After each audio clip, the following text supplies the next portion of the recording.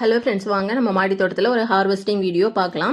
Summer டைமாக இருந்தாலுமே நமக்கு ஒரு நல்ல ஹார்வெஸ்டிங் தாங்க கிடச்சிருக்கு. இது பார்த்திங்கன்னா 4 மாதத்துக்கு நம்ம முன்னாடி ஒரு குட்டியான ஸ்டெம்மு ஒரு 5-6 ஸ்டெம் நட்டு வச்சுருந்தேங்க. அதுதான் இப்போ நல்லா தழைஞ்சி நமக்கு பூ கொடுக்க ஆரம்பிச்சிருச்சு. இது நல்லா அடுக்கு மல்லி தாங்க, ஒரு 3 அடுக்கு இருக்கிற மாதிரியான ஒரு மல்லி. நல்ல வாசனையாக இருக்குதுங்க. டேபிள் ரோஸ் தாங்க இது. ஆனால் பாருங்கள், பூ சூப்பராக நல்லா பூத்துக்கிட்டு இருக்குது. லீவ்ஸ்லாம் பார்த்தீங்கன்னா அப்படியே வெளுத்து போன மாதிரி ஆயிடுச்சு. இது நாட்டு தக்காளி தாங்க. நாட்டு தக்காளி இன்னுமே நமக்கு நல்லாவே காய்ப்பு கொடுத்துட்டு இருக்குது. ஒரு 4-5 டைம் நம்ம ஹார்வெஸ்ட் பண்ணியாச்சு. ஆனால் தக்காளியோட சைஸ் பார்த்தீங்கன்னா கொஞ்சம் குட்டியாக ஆயிடுச்சு. ஆனாலுமே நல்லா காய்ப்பு கொடுத்துட்டு தான் இருக்குது. இன்னுமே பூக்களும் நல்லா எடுத்துகிட்டு தாங்க இருக்குது. இந்த தக்காளி பார்த்தீங்கன்னா நல்ல டேஸ்ட்டாக இருக்கும், நல்ல புளிப்பு சுவையோடு இருக்குங்க. பாருங்கள், இதுவுமே இன்னைக்கு நமக்கு ஒரு 1/2 கிலோ அளவுக்கு கிடச்சிருக்குதுங்க நாட்டு தக்காளி. பார்க்குறதுக்கே பாருங்கள், குட்டியாக சூப்பராக இருக்குது. நல்ல ஜூஸியாக இருக்குங்க. செடியெலாம் கொஞ்சம் அப்படியே வெளுத்த மாதிரி ஆயிடுச்சு. லீவ்ஸ் எல்லாம் அப்படியே பழுத்த மாதிரி ஆயிடுச்சு. ஆனாலுமே இன்னும் பூக்கள் எடுத்துகிட்டு தாங்க இருக்குது. நான் இப்போ இன்னும் இந்த செடியை எடுத்து போட போகிறதில்ல. நம்ம அப்படியே இந்த சம்மர் ஃபுல்லாக இதே செடி தாங்க. புதுசாக வச்சு விதை போட்டு நம்ம செடி நட்டு வச்சோனாலுமே வெயிலுக்கு இந்த அக்னி நட்சத்திரம் டைம்லலாம் நல்லா வளர்ந்து நமக்கு காய் கொடுக்காதுங்க, கொஞ்சம் சிரமப்படும். அதனால் இந்த பழைய செடியை நம்ம அப்படியே வச்சு மெயின்டைன் பண்ணிக்க வேண்டியதாங்க. நல்லா உரங்கள் கொடுத்து நம்ம தண்ணி அடிக்கடி நம்ம கொடுத்துட்டே, மண் காயாமல் கொடுத்துட்டே இருந்தோம் அப்படின்னா நமக்கு கண்டினியூஸாக காய் கொடுத்துக்கிட்டே இருக்குங்க. அந்த மாதிரி தான் நான் பண்ண போகிறேன். புதுசாக செடிகள் எதுவும் வைக்க போகிறது இல்லைங்க. அக்னி நட்சத்திரம் முடிஞ்சதுக்கு அப்புறமா நம்ம எல்லா விதைகளும் போட்டு செடிகள் கொண்டுட்டு வரதுக்கு ஆரம்பிக்கலாங்க. ஆனால் இந்த சமயத்தில் கொண்டு வந்தோம் அப்படின்னா விதை போட்டு அது செடி வளர்றதும் கஷ்டங்க. வளர்ந்ததுக்கப்புறம் பூ உதிர்தல் அது மாதிரிலாம் நிறைய இருக்கும். இதுவுமே பழைய காராமணி செடி தாங்க. இது பாருங்கள், சிவந்தம்படி குண்டு கத்திரி தான். ஒரு 2 கத்திரி சேர்ந்தாலே நமக்கு 1/4 கிலோ அளவுக்கு வந்துருங்க. அந்த அளவுக்கு நல்ல பெருசாக இருக்குது. இதில் சீட்ஸ் அதிகம் இருக்காதுங்க, சதப்பகுதி தான் அதிகமாக இருக்கும். ரொம்பவே ருசியான கத்திரி வகையில் இதுவும் ஒன்றுங்க. பாருங்கள், இவ்வளோ பெருசு இருக்குது. இன்றைக்கி நமக்கு ஒரு 1/4 கிலோ அளவுக்கு, அதாவது 2 காய் கிடச்சிருக்கு.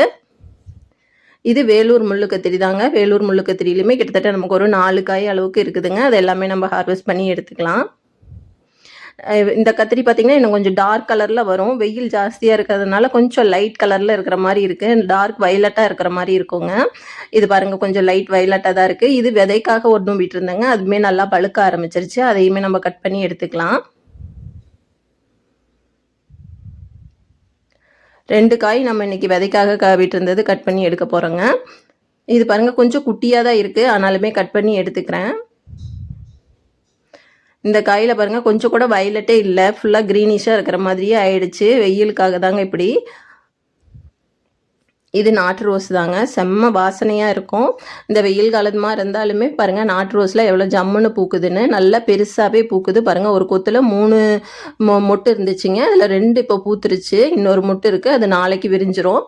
பாருங்கள், வெயில் காலமாக இருந்தாலுமே நம்ம நாட்டு ரோஜா செடிங்கிறதுனால பாருங்கள் எவ்வளோ பெருசாக பூ அழகாக பூத்துருக்கு. ஒவ்வொரு கொத்துலேயுமே 3, 2 அந்த மாதிரி மொட்டு வச்சுருக்குதுங்க. நம்ம இந்த ஊட்டி ரோஸ்லாம் இருந்துச்சுன்னா இந்த வெயிலுக்கு அப்படியே செடி வந்து பூக்காதுங்க. அப்படியே பூக்கள் வந்து ஸ்டாப் ஆயிரும். என்னதான் நம்ம தண்ணி கொடுத்து உரம் கொடுத்து பாதுகாப்பாக வச்சுருந்தாலுமே அது வந்து பூக்காது. அப்படியே தான் ஒரு மாதிரி க்ரோத் இல்லாமல் அப்படியே இருக்கிற மாதிரி தான் இருக்கும் இந்த வெயில் காலத்தில். ஆனால் நாட்டு ரோஜா செடிகள்லாம் கண்டினியூஸாக நமக்கு பூ கொடுத்துட்டே தாங்க இருக்கும் வெயில் காலமாக இருந்தாலுமே. இது பாருங்கள், இதுவுமே பழைய காராமணி செடி தாங்க. பழைய காராமணி செடியை அப்படியே தான் நான் வச்சுருக்கேன். காய்ப்பு கொஞ்சம் குறைஞ்சிருச்சு. இருந்தாலுமே காய்க்கிற வரைக்கும் காய்க்கட்டும், இந்த வெயில் காலம் வரைக்கும் அப்படியே இருக்கட்டும் அப்படின்னு தான் வச்சுருக்கேன். இது பார்த்திங்கன்னா ஆனியன் தாங்க. ஆனியன் நம்ம வீட்டில் முளைப்பு வந்த ஆனியன்லாம் நட்டு வச்ச மாதிரி உங்களுக்கு வீடியோஸில், பழைய வீடியோஸ்லாம் நான் நிறையா ஷேர் பண்ணியிருந்திருப்பேன். அந்த வெங்காயத்துலேருந்து பாருங்கள் நமக்கு வெங்காய பூவே வந்துருச்சு. இந்த பூவில் இருந்து தாங்க ஆனியன் சீட்ஸ் எல்லாம் உருவாகும். ஆனால் நான் சீட்ஸ் உருவாகிற வரைக்கும் வைக்க போகிறது இல்லைங்க, இப்பயே பறிச்சிட போகிறேன். நம்ம பொரியல் பண்ணுறப்போ இதையும் நறுக்கி அந்த பொரியலோட போட்டு நம்ம சமைச்சிட வேண்டியது தாங்க. பாருங்கள், 2 பூ நமக்கு கிடச்சிருக்கு. இது 2யுமே நம்ம கீரை பொரியல் பண்ண போகிறேங்க. அந்த பொரியலோடைய இதையும் நறுக்கி போட்டு செஞ்சிட போகிறேன். இது பாருங்கள், பழைய தக்காளி செடி தாங்க. வெயிலுக்கு செடியே ஃபுல்லாக காஞ்சி போயிடுச்சு. அதனால் எல்லா தக்காளியும் நான் ஹார்வெஸ்ட் பண்ணிக்கிறேன். 4 தக்காளி, 2 பழம், 2 காய் கிடச்சிருக்குதுங்க. அந்த காயுமே நம்ம அப்படியே வச்சுருந்தோம் அப்படின்னா அது பழுத்துரும். இது பாருங்கள், செடி அவ்வளோதான். இதை நம்ம பிடுங்கி எடுத்துட வேண்டியது தாங்க. 3-4 இடத்துல நம்மக்கிட்ட காராமணி இருக்குதுங்க. எல்லாமே பழைய செடி தான், அப்படியே தான் இருக்குது. எல்லாத்துலேயுமே காயும் இருக்குது, அப்படியே நான் பறிச்சுக்கலாங்க. இது பாருங்கள், இது ஊட்டி ரோஸ் தான்.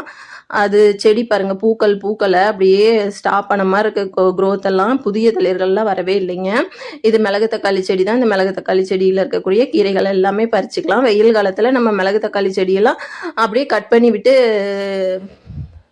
தண்ணி ஊற்றிக்கிட்டே இருந்தோம் அப்படின்னா திரும்ப திரும்ப நமக்கு வளர்ந்து கீரை கொடுத்துக்கிட்டே இருக்குங்க.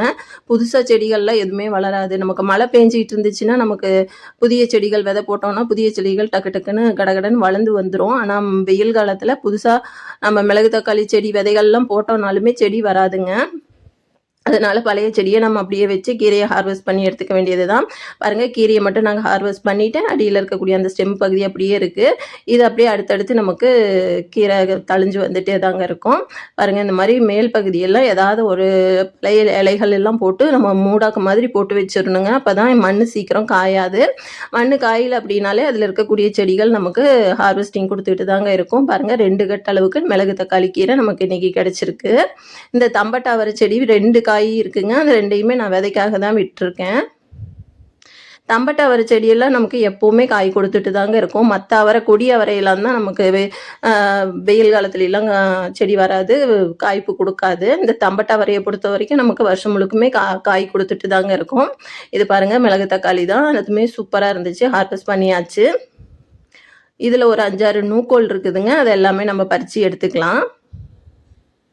வெயிலுக்காக தான் பார்த்திங்கன்னா இந்த லீவ்ஸில் அப்படியே வெளுத்து போன மாதிரி மஞ்சள் கலராக இருக்கிற மாதிரி இருக்குதுங்க. மற்றபடி காயெல்லாம் நல்லாவே தான் இருக்குது. நம்ம எல்லா காயும் பறித்து எடுத்துக்கலாம்.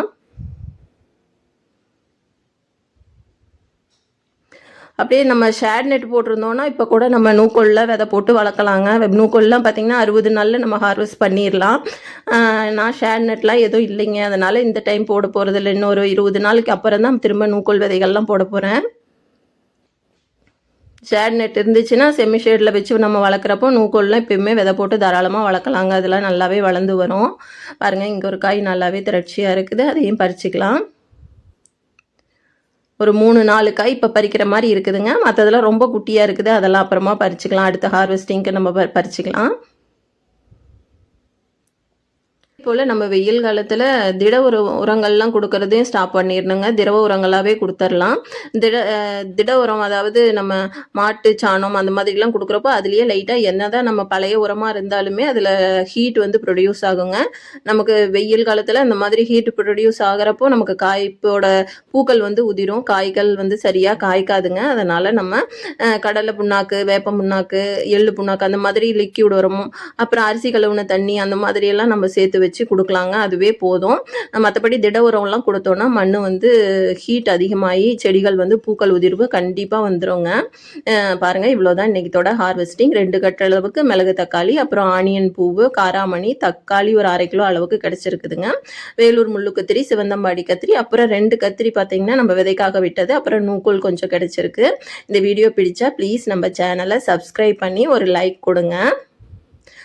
சம்மர் டைமாக இருந்தாலுமே நமக்கு ஒரு நல்ல ஹார்வெஸ்டிங் தாங்க கிடச்சிருக்கு.